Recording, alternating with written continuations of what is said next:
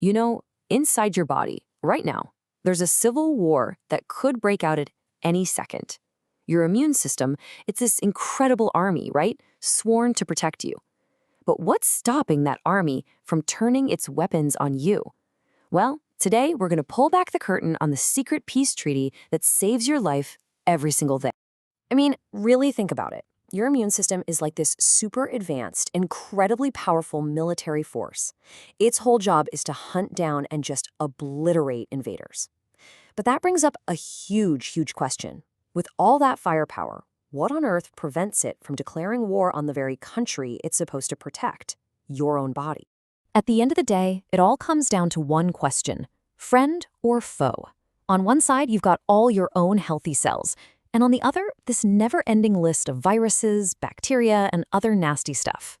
Your immune system has to make that critical call millions of times a second, and it has to be perfect. It is the ultimate recognition test, and the stakes just couldn't be higher. And, when that recognition system gets it wrong, the consequences are just devastating. That's where autoimmune diseases come from, things like rheumatoid arthritis, lupus, or multiple sclerosis. The army gets confused and mistakes friend for foe, and it launches this massive friendly fire attack on itself. Figuring out how to stop that is one of the biggest challenges in modern medicine. So, if the system is built to attack, it just makes sense that there has to be an equally powerful system built to keep the peace, right? And that idea is what led scientists on this massive hunt for the body's own internal diplomats, the peacekeepers responsible for telling the army to stand down. And they found it. The fancy scientific name for it is peripheral immune tolerance. Now, this isn't a passive thing. It's a very active process. You can think of it like the official rules of engagement for your internal army. And those rules are being enforced constantly to stop a civil war from breaking out between your immune cells and your own body. Okay, but that brings up the next obvious question, doesn't it? A rulebook is pretty useless if there's no one around to enforce it.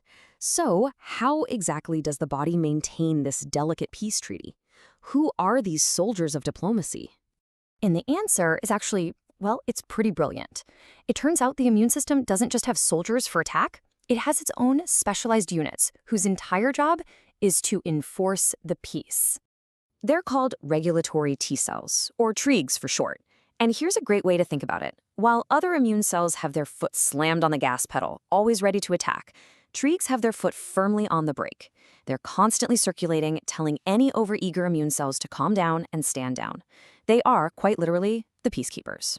But listen, a discovery this huge wasn't some single eureka moment in a lab. Nope, it took decades of hard work by some incredibly dedicated scientists to even find these peacekeeper cells and then prove what they do.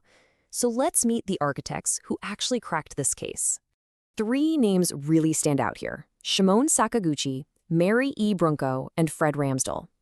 Through all of their separate and combined research, they were the ones who really put TREGs on the map. Their work gave us the first real, clear picture of how this immune tolerance thing actually works on a cellular level. They gave us the key to understanding the immune system's amazing self-control. And that key, well, it didn't just solve a fascinating biological puzzle, it unlocked a whole new era in medicine. Because, you see, if we understand the peacekeepers, then maybe, just maybe, we can learn how to command them. I mean, this discovery is causing a revolution. For autoimmune diseases, we can now look at ways to boost TREG activity to calm that self-attack. For organ transplants, we can maybe encourage TREGs to accept the new organ as friend. And for cancer, it's actually the opposite. We sometimes want to suppress the TREGs that are accidentally protecting a tumor, so that our immune system can finally see the cancer for the enemy it is. This changes everything. So, where does all this leave us? We've gone from not even knowing how our body kept the peace to now potentially being able to direct the peacekeepers ourselves. So what does the future hold? Really, what it comes down to is this. The discovery gave us the instruction manual for the body's own diplomatic corps. Before, we knew the army was there, but we had no clue how its diplomats and peacekeepers operated. Now, thanks to the work of Sakaguchi, Brunko, and Ramsdell, we're finally starting to understand the language of immune diplomacy. And that leaves us with this one incredible final question. With this instruction manual in our hands, could we one day become the generals of our own immune army, dialing up its aggression to fight cancer, then dialing it down to stop an autoimmune disease? Basically, fine-tuning our own immunity on demand. The future of medicine might just depend on the answer to that question.